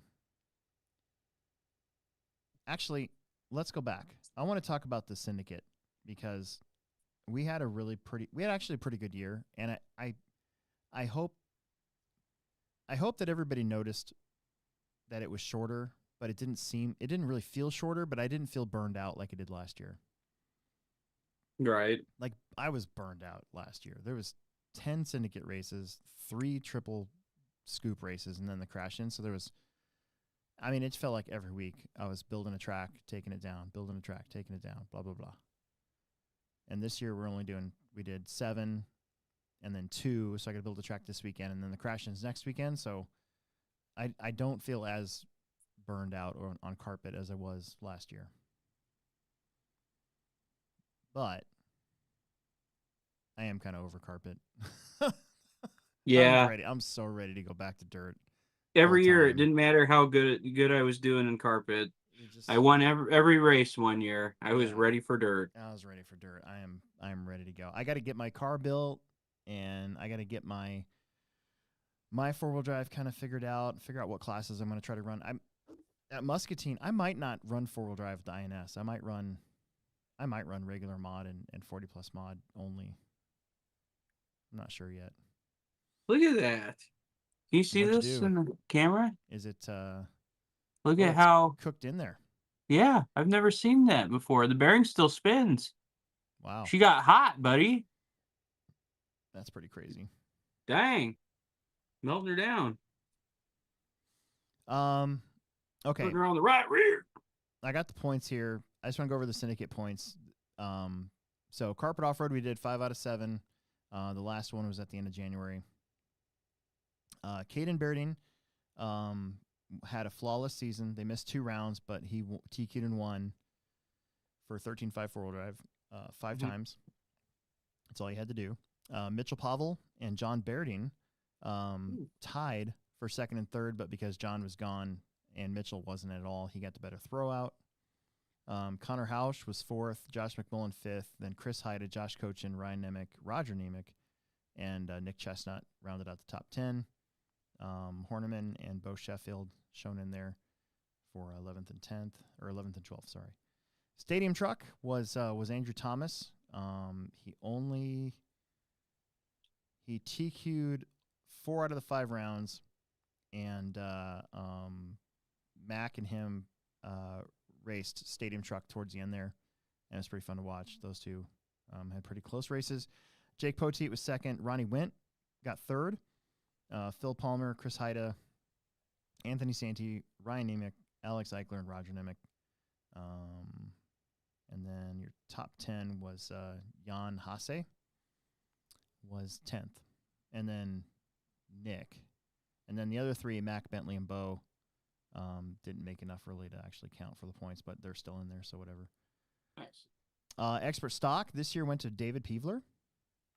And he finished looks like 7 points ahead of John Berding in 2nd, TJ Williams 3rd, and then Cameron Martin was 4th. Cam missed the last round. He was in 3rd, but him and Brandon didn't make the last round, so he got kind of pushed out. Connor Hausch got 5th, Brandon Wynn, Corey Tannehill, Josh McMullen, Kenny Danley, Jake Conrad, Josh Cochin, Andrew Horniman, and Bob Hamilton ran a couple rounds. Independent, Connor Hausch just trounced everybody for the most part this year. Nice. He had 1 bad round, but the rest of them were all really good. Connor got really fast on carpet too this year, like in all of his classes, and in e-buggy too. And he wasn't there this weekend for the Techno Series, which was unfortunate. But he's gotten really fast in everything. It's really fun. It's really cool. Josh McMullen is 2nd, Jake Poteet 3rd, Josh Halty was 4th. Then you had Ronnie Wint, Phil Palmer, Kenny Danley, Anthony Santi, Max Camp, and Alex Eichler. That's your top 10 in independent buggy. In Mini B, I won, and Chris Heide, Nick Chestnut, Colson Chadwell, Riley Filbert And only your top 4 made 5 out of 7. Mod 2 wheel. This one was weird because Owen had to come. Because if Owen didn't show up or if Owen didn't race and either I or Andrew Thomas got a TQ and a win, we still had a mathematical chance to win the series. Mm-hmm. And then, oh, come on, phone. And then Alex TQ'd, and then that was that. Because once the TQ is gone, then it didn't matter. Owen would have won no matter what. But for the first time in a long time, this is where that confidence I was talking about earlier kind of came in. Like, I actually had a pretty good season. I had one bad blowout race where I just crashed a lot, but I had to beat Andrew Thomas to get second. We were tied. So I had to finish in front of Andrew. And Andrew got really fast, really quick. He got his new X-ray car, and he was putting down a lot of, so the last 3 rounds, he finished 3rd, 2nd, and 3rd. So he was really coming up quick. Owen ended up with the overall, and I finished 2nd by the skin of my teeth. So basically the tone went boom right as we were driving by. Yeah. And a weird thing happened with the computer. Like, the computer had a problem, and it was like behind. Or no, actually it was the computer was on time, but the scoring was like off or something like that. And I had to go back to the video and actually watch the whole race because the live stream time and the place and everything was actually correct. Oh, so really? It made me feel better when I got home and I saw that everything had happened like I thought it had happened, because I heard the gong and we all passed the line. I'm like, I think we're done. But the computer basically did this weird thing that it's done before. So I think I have a remedy for that, and I've been doing it ever since, but hopefully it doesn't happen again. But props to Andrew Thomas, because he made it. I mean, he was in 5th, I think, with 2 minutes left to go, and he climbed all the way up right on my butt. And I got 2nd, he got 3rd. So I got 2nd overall, he got 3rd. Then it was Riley and Caden, and then Daniel Bender, Mitchell Pavel, TJ, and then Mac, Alex, and Emerson ran 2 rounds. Actually, ran 3, but they didn't make the 5 or whatever. Yeah. In the beginner class, Colson Chadwell, he had 1 bad round, but the rest of them he finished 2nd or 1st in all the rest. Alex Eichler finished 2nd overall. Isabella McMullen finished 3rd. Jan finished 4th. Bill Grieve 5th. Hunter Lowy, Austin Cochin, Steve Eichler, Kyrie Barrett, Chloe Dortch. And then Emerson Chestnut also completed 5 rounds. So another good, we had a lot of Plex speckers this year on the carpet. So hopefully this must have happened when I hit that wall and broke this rear arm. Yeah. That's what I think. But it's weird it didn't break the hub. It just pushed the bearing over. Yeah, that makes sense. Weird. Okay. Techno Series. So this round was our biggest turnout yet. So we had 178 entries this time. And it's kind of my prerogative this year, since I did make it a weekend deal. But the Super Bowl was on Sunday yesterday. And then Tim had a family matter come up, and he had told me Thursday that it was probable that he was going to go home on Sunday. Yeah. And so that means that I would have had to work on Sunday. And so I told everybody Friday, I said, look, here's the deal. No matter how many we get, we got to run it all Saturday, because as far as I know, I'm working Sunday. And so 178 entries. We were done just a little bit before midnight, I think. Let me look at the thing. It's not bad. 11:57. And that was the last race. So I think we're done doing the weekend deal. I mean, if we get 220 entries for the last one, I'll probably call it and be like, no, we're coming back tomorrow to finish this thing, because I don't want to be there again until 2 a.m. again. That sucks. That puts me awake for almost 18 hours or whatever. Right. But I don't think that's going to happen. So, you never know. I mean, stranger things have happened, but I think for the most part, I could probably say we're probably done. Like threatening the whole Sunday thing. The thing is like some of the negativity on online just makes me want to punch a baby. Yeah. And you just get kind of tired of it. And then people make it out like, oh, I would go, but then we don't know if we're going to stay Sunday, blah, blah, blah, blah, blah. And I'm like, okay, I mean, most of you guys are staying Sunday anyways. It just means you get home a little later. But I don't know. That's a hard deal. You're never going to please everybody with it. There's always... That first round, I kind of enjoyed not only getting home early, but also like giving guys a little bit of practice afterwards. Yeah. And having an A main practice in the morning. It just seemed like it was kind of nice, but I get why we wouldn't want to do that every time. To be honest with you, I was kind of happy that we were 100 entries short from where we are topped out at last year, because that made it easy. That means, hey, we're just going to run the rest of this in one day. Right. And then that means I get a Sunday off. Yeah. And like one of the ones was like from a business standpoint, something. I don't know, dude. My sanity to me is worth more than an extra 100 entries. Oh yeah. Which goes contrary to what another one that got brought up was after the Blizzard round was like saying how we only care about money. And I read that, and I have a note on who that person is, and I cannot wait until they show up to the track, because I haven't banned somebody in a long time, but I pray that this person comes to our track so I can go, this was you, right? And then I'll say, you should probably just pack up your stuff and leave. Yeah.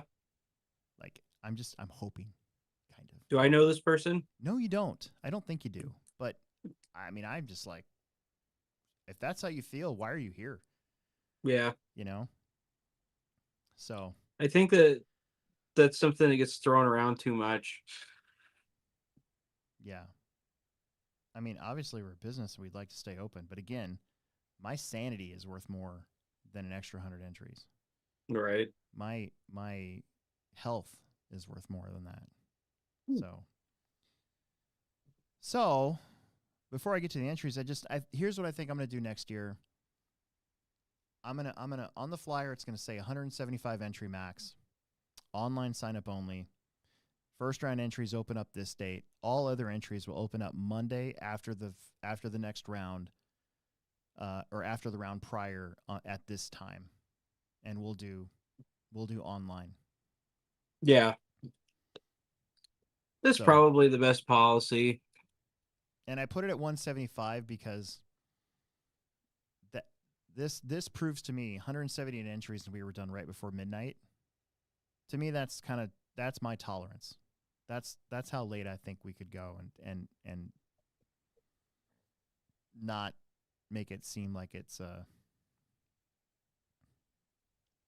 don't know. Yeah. I don't know what the word is, but to me that makes the most sense. And you know that number, if I say 175, there's going to be like, there'll be that one or two people that come that you're like, oh, I didn't know. I'm like, well, dude, it's written on the flyer, Yeah. So it gives us a little bit of cushion, I guess. Anyways, we had a really good day Saturday. We really did. It was really good. There was a weird moment early in qualifying that I kind of had to remind everybody, hey guys, we're supposed to be doing this for fun. Haven't had to do anything like that in a while, but I just,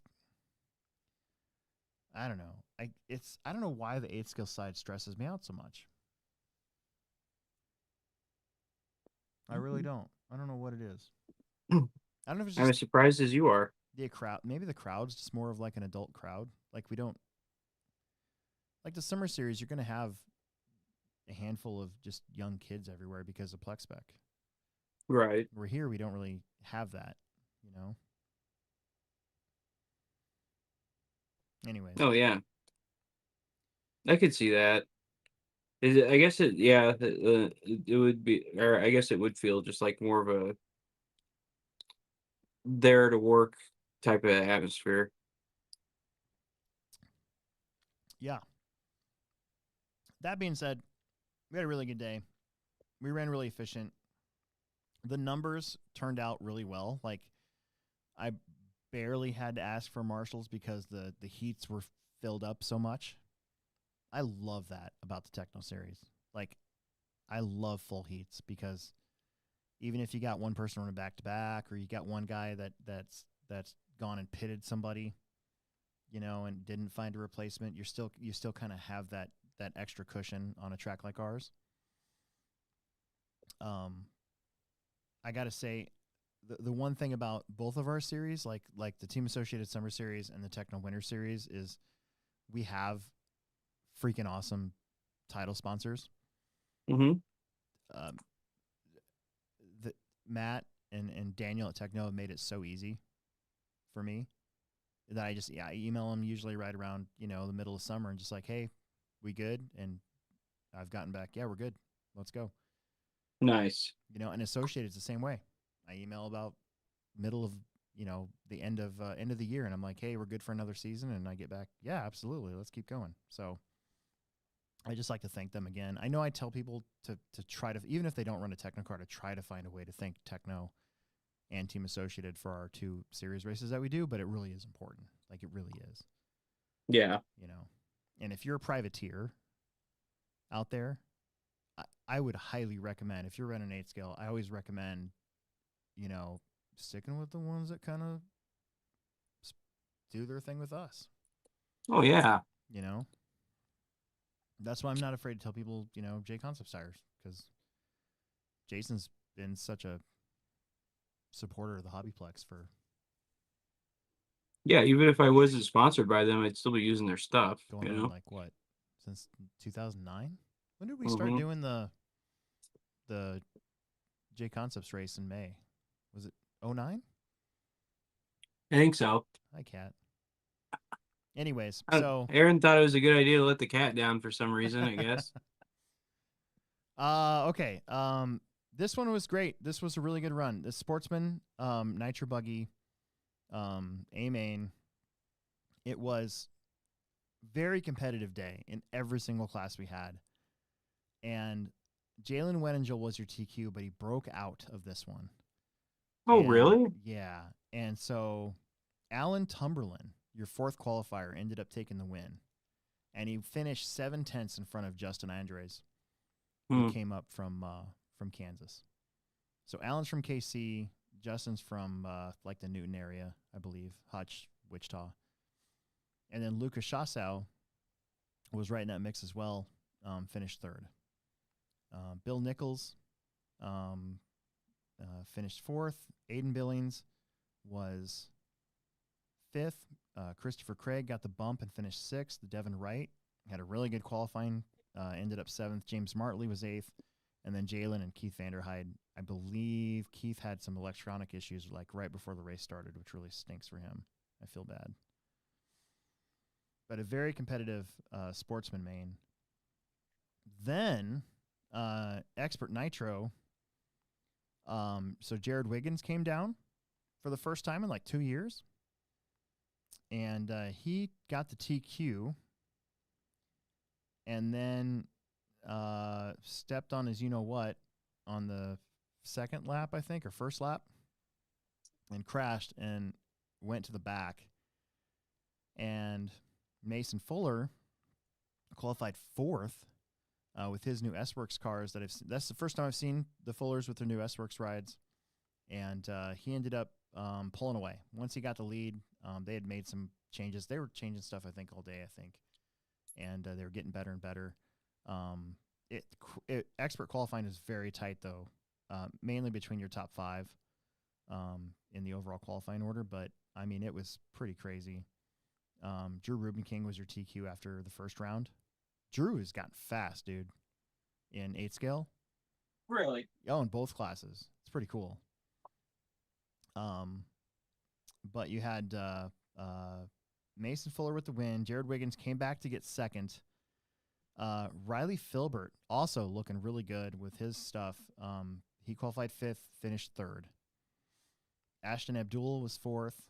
Noah Hicklin got the bump and finished 5th. Mason Herrick was 6th. Caden Fuller qualified 2nd, but he had a flame out about midway. At least I think that's what happened. I actually think the marshal touched his pipe. I'm pretty sure that's what happened.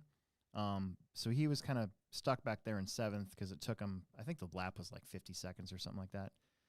Shelby Parker got the last bump. He finished 8th. Emerson qualified 8th, finished 9th. And Drew Rubin King, he broke out about halfway through and ended up in 10th overall. So, just real props to my son again real quick because he made the main straight up. He was pretty fast in the morning, but he wrecked. He was actually on a second qualifier run with like 2 minutes left to go in his first qualifier, and then he just started crashing. So he had the speed, just crashed a little bit. Second round, didn't crash a lot, but he had made some changes. He got some weird stuff for his truck, for his buggy. Mm-hmm. And I told him, I'm like, I don't think that what you put on there works. And so we talked about it, and he might go back to the way he had it, which is what first and second round, his car looked like way easier to drive. So the changes that he made, I don't think suited him. But then he pulled his car off, and he showed me he had no oil in his front shocks. What? Yeah. So he had a really hard crash, and I think it damaged his car. And so, and I think the bladders that he bought these like really hard bladders. Yeah. And basically his something happened and all the oil was gone out of his front shock. So he was driving, his car looked terrible. He was driving around probably half that race with no oil in his front shocks. Really? Yeah. Were they like those like one hot race honeycomb bladders ones? No. I can't remember the brand, but he saw them on A-Main and he ordered them and he tried them out and he said he liked them. But after watching his car, I'm like, you should go back to the way we had it first round. Yeah. Yeah. I think you have to build the shocks a lot different to run stuff like that. Yeah. He's learning. He's learning. And like I said, I don't have to work on his stuff for him. That's what I like about it. He's doing it all himself. And I got to give so a couple of years ago, Pat Volker gave us an Argus engine. Yeah. It was a RB Mods. Okay. Argus. And we tried it at the end of the year in Truggy. Or when did we do that? No, I think we tried it this spring. Not spring. Good Lord. I think we tried it this fall before the Techno Series, and it wasn't running right. And Chris looked at it, Nunez, and we sort of determined that we think it's the carb just wasn't taking a tune very well. And so so we kind of set that engine off to the side. We got that ProTech engine basically as a Christmas present for him, and it's been running awesome. Well, Emerson doesn't want to mess it up, he said. So he took the carb off the Reds engine that he got from Chris, and he put it on that Argus engine, and now that thing runs like a champ.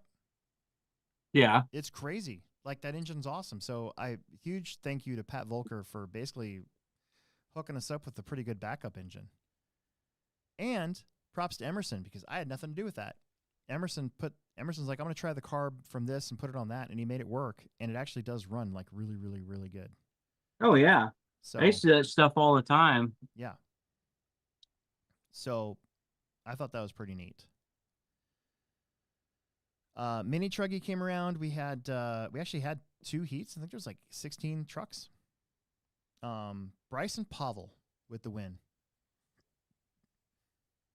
which I thought was Really great. Yep. That's cool. Mitchell Gilbertson was 2nd. Cage Mills was 3rd. Sam White was 4th. John Haas was 5th. Matt Robinson 6th. Rob Turner was there, finished 7th. Dale Reek 9th. Josh Cochin was Dale Reek was 8th. Josh Cochin was 9th, and Connor Herrick broke out, I think with 1 lap to go, and finished 10th. but he did get a TQ point. Sportsman E-Buggy, Travis Slover from the 7th spot to the win. And he actually drove away from everybody. Once he got the lead, he was gone. Jalen Weningel got the TQ in 2nd. Jake Sovacool was 3rd from the 6th spot. John Birding was 4th. Justin Andres got the bump, finished 5th. John Haas was 6th. Bill Nichols 7th. Nick Poppenfuss was 8th. Lucas Chassel was 9th. And Keith Vanderhyde was 10th. So, again, very competitive weekend. A lot of TQs didn't win. Yeah. This week. The Nitro Truck main, Jared Wiggins pretty much had the field covered in this one. He got the TQ round 1, round 2, and looked really strong.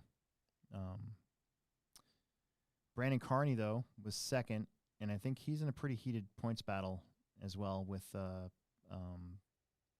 like Chad King and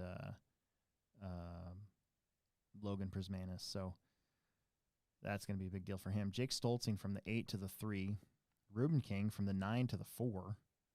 David Bradford 5th. Derek Bates from the 10 to the 6. Connor Herrick finished 7th. Logan finished 8th. And then Parker Clemmy, he qualified 4th, was doing awesome, and then he broke out of the race. I think they were having electronic issues too, pretty early. And then Chris Morant qualified 3rd, but I guess it was running too late, and he's a psychopath, so he stays up like 24 hours. Psychopath. So he made sure that to get home and get sleep so they could watch the game on Sunday. Oh yeah, he's a Missouri boy. Yep. Hell yeah. Yep. Yeah, he is. Expert E-Buggy. Mason Fuller had the TQ, and I believe he led the entire time. Yes, he did. So wire to wire. But he was challenged in this one a little bit. Somebody would catch up, and then they'd make a mistake and fall back. Mason Herrick was right there. I believe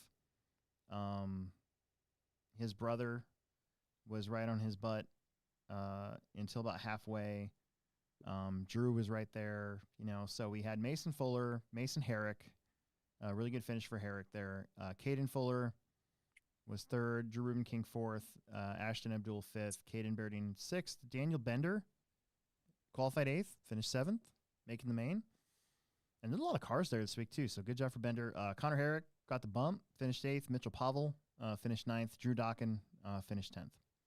Got the bump and finished 10th. And then finally was Electric Truck, and Caden Berding got a TQ and a win. I think that's big for him points-wise, if I'm not mistaken. Logan Prismanis was 2nd. TJ Williams, who had a really rough day, he was breaking a lot of stuff, just getting very unlucky. Too bad. Did finish 3rd. He actually qualified, after the first round, I think he was qualified 2nd, and he had a stripped front ring and pinion gear. Yeah. Which cars is he running? He's running Associated still? Yeah, he's running Associated. But he still ended up qualifying 2nd. Yeah. Because you could just hear it when it was landing. It was skipping a little bit. Mm-hmm. Chad Ruben King was 4th. Brandon Carney 5th. Chris Lee Master was 6th. Dane Gangler 7th. John Haas 8th. Matt Robinson 9th. And Ben Silvacool was 10th. So, starting to get some door prizes. So, just a big shout out to Horizon Hobby and Spectrum. They're the first ones here to drop some stuff off or get some stuff to us, so I thought that was great.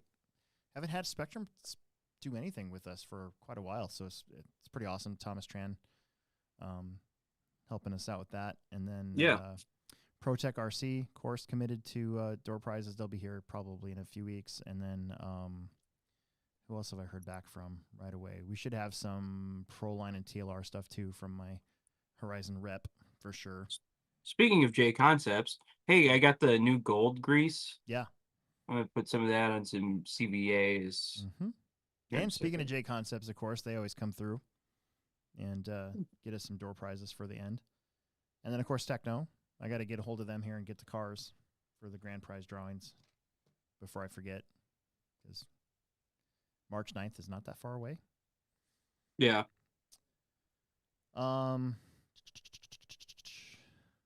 Just real quick here. Did I remember to post points? See if there's anything interesting here. Yeah, there is. Okay, so I added a drop because of the Blizzard round. Okay? Mm-hmm. I feel like that's the right thing to do. So yeah, I think so. The people that are here for the Blizzard round, they basically get a bonus day, right? Yeah. But the people that aren't here, they still have a shot. So right now there's a little bit more close racing and ties. Put it that way. So in electric truck, there's 1 point between Caden and Brandon Carney, and 1 point between Brandon and Logan. And then a little ways back, there's a few more races that have 1 point between them. But for the top three there in E-Truggy, that's kind of what I thought it would be. It was Caden, Brandon, Logan. In Nitro Truck, Brandon Carney right now has 2 points over Logan Prismanis, but Logan's tied with Jake Stolting. And then there's a few more points between the next group and a whole bunch of ties back there. So top 10 get awards. Right now, Justin Andres has 183. Josh Cochin has 182. If you go to Expert E-Buggy, Mason Fuller is trying to go back to back to back, I think. He's got 202, and Mason Carrick has 201. And then 2 points back from them is Drew Ruben King. And then again, there's a few more points back to the next group. That's pretty cool. 35 right now. Well, not that's raced more than once. We'll look at that later. In Expert Nitro Buggy, Fuller has 1 point over Riley Filbert. And really? Yeah, and Riley's got 1 point over Ashton. And then it's Mason Herrick and Drew Ruben King. They're a few more points back, and they're tied. And then Emerson has made the A main every time, but he's had crap finishes all 3 times. He's actually 11th. He's in danger of not getting an award. Yuck. That's tough. So he's going to have to pull it out of his butt on the last one. Mini Truggy already won. I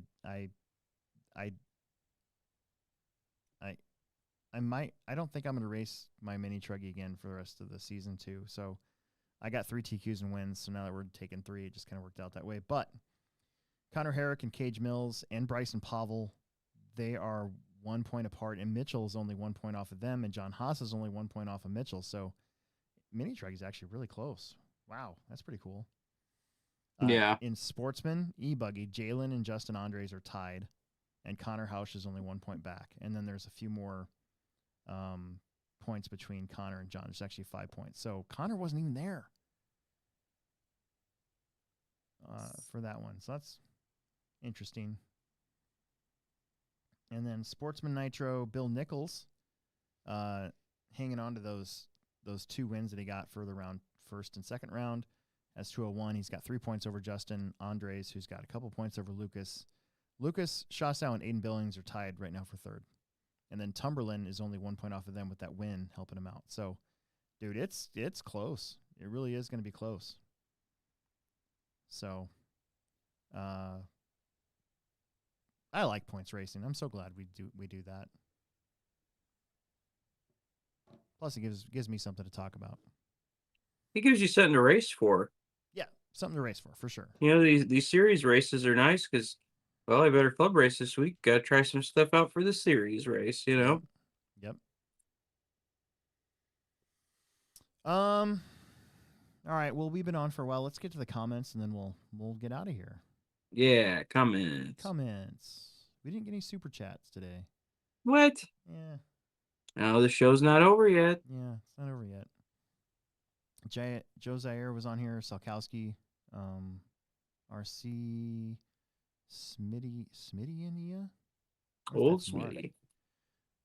Nick's Nuthouse on here. Jason Flogger. What's up, guys, from South Carolina? It's pretty cool. Wow. What's up, dude? Yeah. I already answered that one. Steve RC says, future podcast from the boat. The boat. Yeah. All right, here we are fishing. You can expect, I'm telling you, Talking Fish Angling, the other channel that I have that we haven't uploaded for 2 years. This is the year. I'm gonna really work on that. Urban fishing? Yeah, kind of. Wouldn't it be fun to take that little bass boat down the Papio Creek though? Or the Salt Creek in Lincoln? It would be. Like unload Salt it. Creek stinks though. Well, I know, but dude, there's a few spots in Salt Creek though that I fished at that don't stink. Oh, really? And there's some big fish in that dude. You're like, I'm giving you a no stink guarantee. No stink guarantee. But what if you unload it like just south of like 27th Street and just float it all the way down to like Ashland? Oh, yeah. Yeah. That'd be cool. I don't know. That's fun. Be a long day. Wave at the homeless people that live under all the bridges there. Yeah. There's a homeless encampment under 56th Street Bridge, which is where one of the spots that Pig Patrol does. Mm-hmm. And I went down there and I didn't feel right. I felt like I was invading people's homes because it was on both sides too. So it is their home. I know, and I was very uncomfortable, and I didn't like being there, so we left pretty quick. Yeah. They're probably looking at your fishing equipment like, I get $50 for that, you know. Maybe. I mean, I don't know. I just didn't feel right. It felt weird. Oh, I bet. Zaire says it's funny how broke RC racers can pretend to be. Spend thousands in RC, but $200 is too expensive to buy cash. I'm the exact same way. Listen, I am broke. I am. It's amazing how I make things work. I've always thought that. Like, stuff just tends to work out. If I put something on eBay or something, and then I pay something off, and then I'm like, all right, good, I'm good to go, and then I find more stuff to spend on. It's just that's been my life story. Yeah. Just made it work. Oh out. yeah. Got to work the hours. Got to try to make the deals and take care of your stuff so that when people buy it, they'll pay they'll pay what it should be worth. I guess I don't know. Right. That's my thing. I never sell anything. Every time I try to sell something, it never sells. I was like, eh. Yeah. I have my crawler. I thought I have my crawler on right now. I thought it'd actually go pretty quick. It hasn't gone at all. I might end up putting that one on eBay. Well, and like my thing is I hate selling anything because then you get the guy that's like hitting the ceiling with the 8 scale and you sold him a speed control and they break it. They break the speed control and they act like it's your problem or like your fault. Yep. It's like I don't want to deal with that. Yep. Yeah, electronics are weird. I tend to just sell the cars as rollers, not worry about the electronic part of it. Yeah. For that specific reason. But that's what's nice about eBay though too, is most of the time it's gone and not like you never have to talk to that person again. Yeah. Well, like I sold, what was it, my first or second electric 8 scale on eBay, and the guy messaged me back telling me how good it was. I want to say he had a problem with it. I was like, oh, worked good for me. I don't know. Right. So, yeah. I don't remember. I'd have to go back and look, but I don't think there was any like foreseeable problems, but yeah.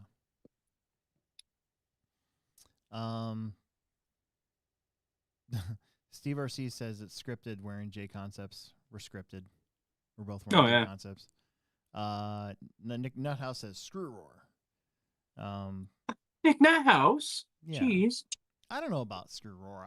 I'm actually impressed in a way that they said, look, we're going to enforce the rule. Yeah. In a way. Matt Wolf wants to know, make SCT cool again. Any chance of a truck series this summer? Actually, probably not. There won't be much time for a truck series this time around because of the shortened year we're going to have in the summertime. And so I don't think this time. Plus, if you look at the entries from the last 2 summers for truck series stuff, there really hasn't been much there. So for this time around, there won't really be much of a truck series. I've actually thought about doing that in the wintertime. Truck series? Yeah.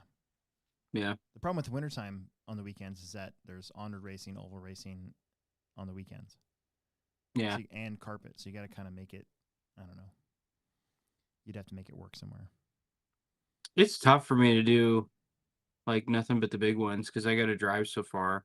Yeah. But Zaire says, piss off the whole RC community and make it either 8-scale stadium or 8-scale SCT. It's too bad it's short course 8-scale didn't work out. That RC8 SCT the Associated had, I thought was cool. Yeah, it was really cool. Those are pretty rare. They are. I know who has one. Who? That our food truck guy. Oh, really? Mm-hmm. Is it used? Mm-hmm. Yeah. I don't think he's ran it that often though. One of the cars I kind of regret selling was that Associated SCGT. That's one of the cars that is an Associated gas truck. Yep. It was actually like a production truck. Yep. I kind of regret selling that thing. Jason Flogger says a truck is a truck. Zaire says Oval is shockingly fun. Next week they're racing the Iowa Champs on Saturday and Club Oval racing on Sunday. And they'll see how hard he was lied to about no tire prep allowed. Yeah, I just have tires already sauced at bag. Mm-hmm.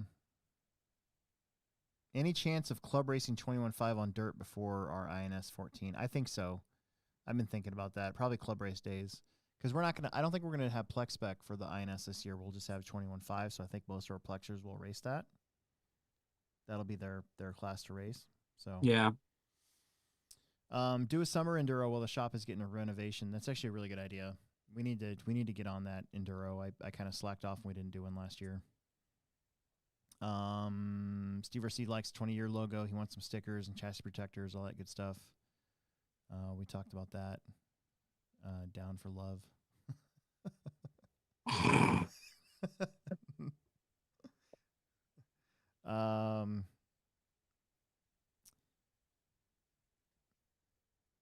Zaire won a B7 in a raffle, so we might make it a 40-plus car in the INS. Well, welcome to the 40-plus racers. I got to get my 40-plus racing in. I was thinking about this the other day. There's a whole new crop of people that will be turning 40 here very shortly. Yeah. How old are you?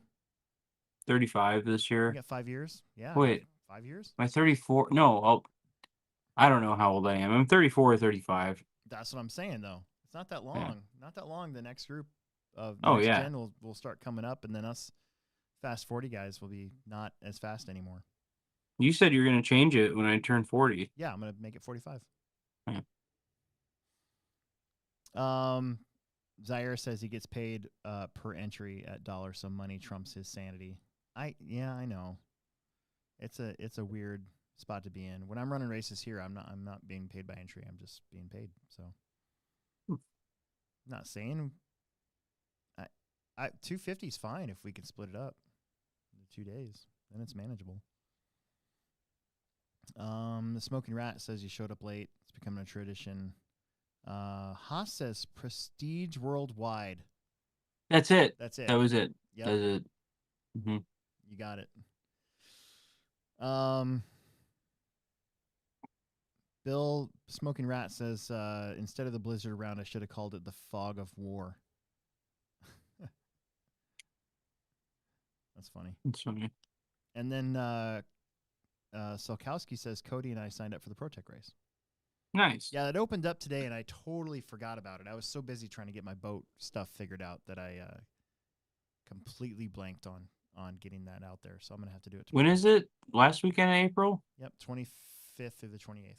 26th. If I can make it, can you just add me? Of course. I'm sure we'll be fine. Yeah. Okay. Of course. I won't worry about signing up early. If I do, I'll just show up Friday night. Race, the ProTech race never really never fills up, but it is nice. Like nobody signs up. Nobody pre-enters the crash in. Hardly anybody does, right? And they especially don't prepay. There's like 2. Yeah.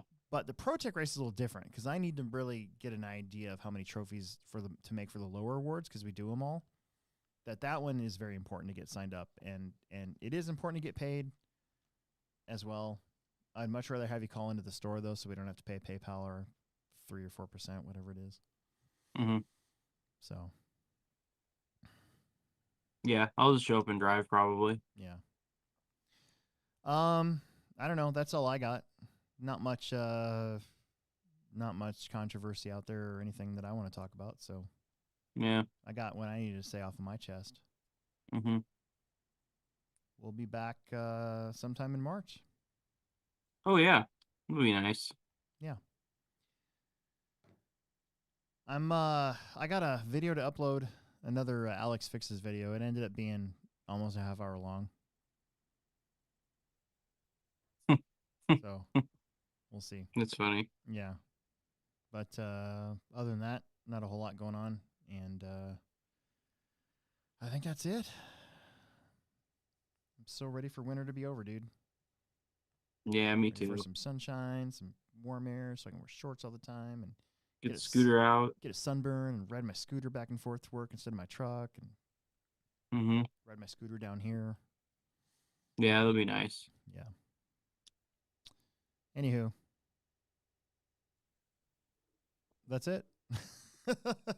Yeah, that's a good to show. Sokowski wants to know, did we try B7 on clay yet? I haven't got mine built yet. It's halfway. And, yeah, mine's not built yet. He's running oval right now, so we're in a different world. But I next week I'll try to have it. I'll try to have it by next week. That's my plan. If I race one, it'll be at the ProTech race, and it'll just be show up and drive. Yep.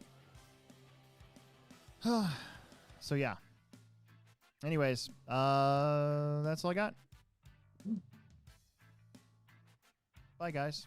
See you guys. Thanks for watching. Hobbytown Hobbyplex. That's Will Britton. Also from the Hobbytown Hobbyplex. We'll see you later. Yeah.